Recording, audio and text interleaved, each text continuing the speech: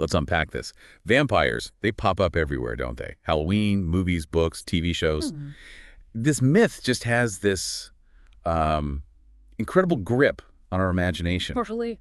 It really does. But what if the story isn't just, fiction? Well, that's exactly what's so compelling about the sources we're diving into today. They suggest that behind the cape and fangs, the vampire myth might have surprisingly real roots. Real roots. How so? Linking ancient folklore to things like, well, rare medical conditions and even modern communities. It's quite a web. Okay, so this deep dive, it's really for you, the listener, to quickly cut through the noise, get to the core insights and the surprising connections. Yeah, we're pulling from articles, one in Psychology Today, for example, and research into contemporary blood-drinking subcultures. Right, to try and understand why this figure has haunted us for millennia, and I guess what it reveals about being human. Exactly. Our mission here is to explore those unexpected real-world origins and modern manifestations linked to the vampire myth. So we'll look at historical events.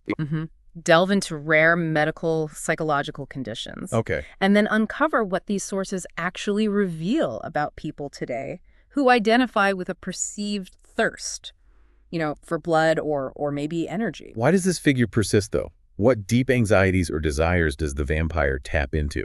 That's the big question, isn't it? We're about to journey from, historical accounts and potential medical explanations all the way to the lives of self-identified vampires living among us now. And one of the most fascinating ideas presented in the sources is just that parts of the myth might have sprung from historical events that people simply couldn't explain at the time. Okay, and here's where science bumps into legend, maybe. Because surprisingly, doctors have encountered what they've actually described as clinical cases of vampirism. Or homosexuality. Homosexuality. And let's be clear, these are incredibly rare psychiatric conditions. I mean, really rare. Oh, absolutely. One UK survey back in the 70s found only 2 diagnosed instances. So tiny numbers? But they exist in medical literature. That's the point. They do. And the syndrome, as it's described in these case studies, it involves a compulsive, often pathological interest in blood. Pathological how? Well, there can be confusion about personal identity and sometimes an abnormal preoccupation with death. That can even include necrophilia. Sexual attraction to corpses. Right, or necrophagia, which is pleasure derived from eating parts of the dead. Grim stuff. Wow, okay. So while the full syndrome is rare, you said milder aspects have shown up? Yeah, noted in psychiatric clinics, the sources mention some pretty unsettling cases. Individuals for whom sex isn't fully arousing unless there's biting and blood-sucking involved. Right. Or where orgasm can only happen after tasting blood. And there are even more specific rare fixations documented too. Things like autohemofetishism, which is sexual arousal from seeing one's own blood, like filling a syringe, for instance, sometimes noted in intravenous drug users, and autovampirism.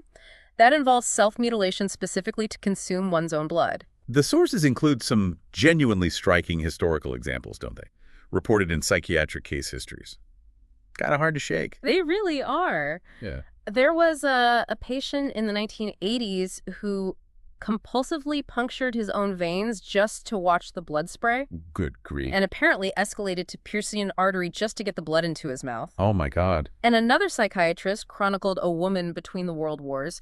She stored her own blood because just looking at it was the only thing that calmed her during stress. Stored her own blood? Yeah.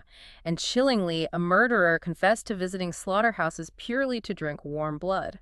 Believed it had health benefits. Then there's necrophilia itself. You mentioned it's rare but documented. Exceedingly rare, yes, but it is documented. The sources point out that Bram Stoker, Dracula's author, he would likely have known about some gruesome 19th century French cases, like Leger or Sergeant Bertrand, who mutilated corpses. Right, those publicized cases. Exactly. And the German case of Peter Kürten, early 20th century, also involved horrific necrophiliac and, vampiristic activities. And even the Marquis de Sade? Yeah. Reportedly needed blood on his victims for arousal. And accounts exist of prostitutes being asked to participate in scenarios where they basically feigned being dead. So, okay, we have these incredibly rare disturbing clinical cases, these historical horrors. But here's the puzzle the sources raise, right? If these symptoms are so exceptionally uncommon, how does that explain the vampire legend being so incredibly widespread?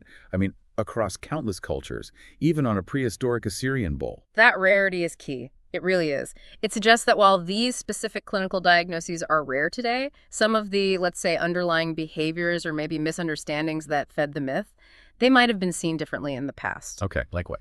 Well, take necrophilia. Some historical accounts do exist, even involving figures like King Herod or Charlemagne. Psychoanalysts have theorized it could be this distorted, extreme attempt to deny the finality of a loved one's death. The denial mechanism. Sort of. And then there's just the ancient primal belief in blood. Blood as the source of life, vitality. That idea is everywhere, isn't it? Woven into so many cultures, even symbolically in religious practices, like Christian communion. The consumption of Christ's blood linked to eternal life, as noted in the Gospel of John. Right. The sources also highlight these historical outbreaks of seemingly supernatural stuff that could have fueled fears. Those Walking Dead sightings reported in Hungary. When was that? 1720s, 1730s. Largely unexplained, even now. And then there's one of the most compelling theories presented, I think. The one tying the myth to the grim realities of history, especially plagues. Yes, premature burial. Exactly. Imagine someone mistakenly buried alive during an epidemic, wakes up later, struggles out of a shallow grave, appears covered in dirt, bloodied shroud. Terrifying. Looks just like a vampire. Yeah. The sources note that a 19th century anatomist, Herbert Mayo, who Stoker actually knew, estimated that maybe 1 in 200 people might have been buried alive back then. 1 in 200. That's staggering. And shockingly, as late as 1885, the British Medical Council admitted there were no sure signs of death short of, well, decomposition, putrefaction. And think about when bodies were exhumed. Maybe because people feared vampirism was spreading the plague, right? Normal signs of decomposition could be terrifyingly misinterpreted if you didn't have medical knowledge. Hair and nails look like they've grown as the skin recedes. Okay. Bacterial action generates heat, makes the body feel warm. Blood liquefies inside and might seep from the mouth or nose.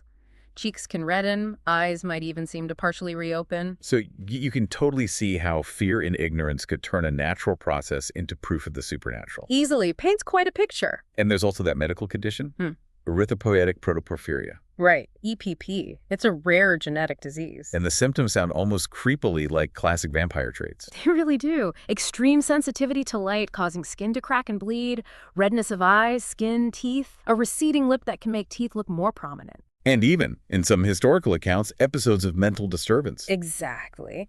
And get this, historical treatments included seclusion from light and, drinking blood to try and replace what was thought to be lost. Drinking blood as a treatment. Wow.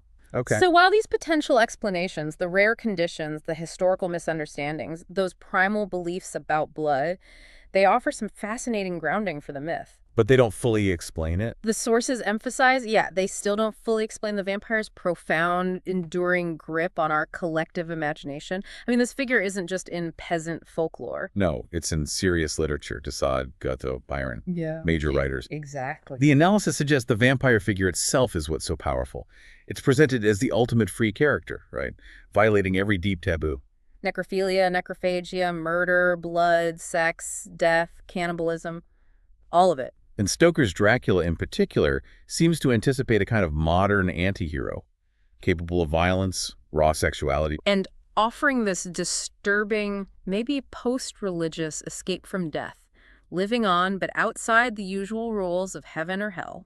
What's truly insightful here, I think, is how the vampire embodies this potent paradox. Which is? The intense, desperate wish for eternal life, for renewal, but twisted into this monstrous, utterly self-centered survival, achieved only at the devastating cost of another life. That's a really key point, and the sources argue that this paradox, this survival at any cost mentality, it resonates deeply today, making the vampire figure, in a strange way, an image reflective of our own times. Okay, so if those are some potential historical, psychological threads connecting to the myth, where does that leave us today? Because the sources then shift gears completely, right? They do, to explore this phenomenon called modern real vampires. And it's crucial to understand right away, these are not the fictional characters. There aren't people living out some fantasy role play. No, that's a key distinction the research really highlights. These are real individuals who genuinely feel an intrinsic, often lifelong need for energy or vitality. Yeah, a need they believe can only be met in these unconventional ways. They describe it not as a choice or a preference, but as something fundamental to their being, often starting around childhood or puberty. Okay. And the sources categorize the types they encountered. They do. There are sanguinarians. They report a perceived physiological need to consume small amounts of human blood. Physiological need? To feel healthy, function normally. They describe feeling physically ill, weak, or lethargic if they go without it. Okay. Any others? Then there are psychic or psi vampires. They believe they absorb energy or aura from others rather than needing physical blood. Right. Energy vampires, people sometimes call them colloquially. Kind of, though the term here refers to a specific self-identification, and then hybrids who report experiencing both kinds of needs. Got it. So for the sanguinarians, the practical question, where does the blood come from? That's obviously central. Hugely central. And the sources note an intense focus on ethics and consent with people they call donors. Yeah. And this is where the research reveals a side just starkly different from the predatory myth we all know. How so?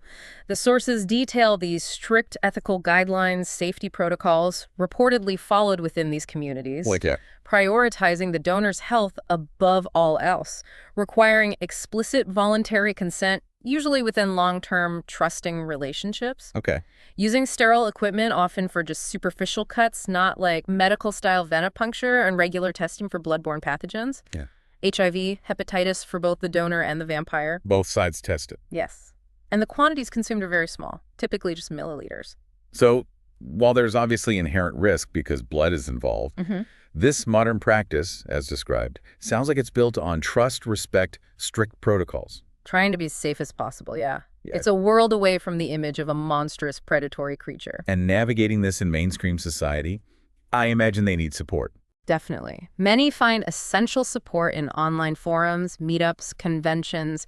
The sources emphasize these are places for genuine connection, shared experience, community. Not fantasy role-playing. No, explicitly not. Understandably, they face huge challenges, though. Fear of judgment, misunderstanding. Oh, profound misunderstanding.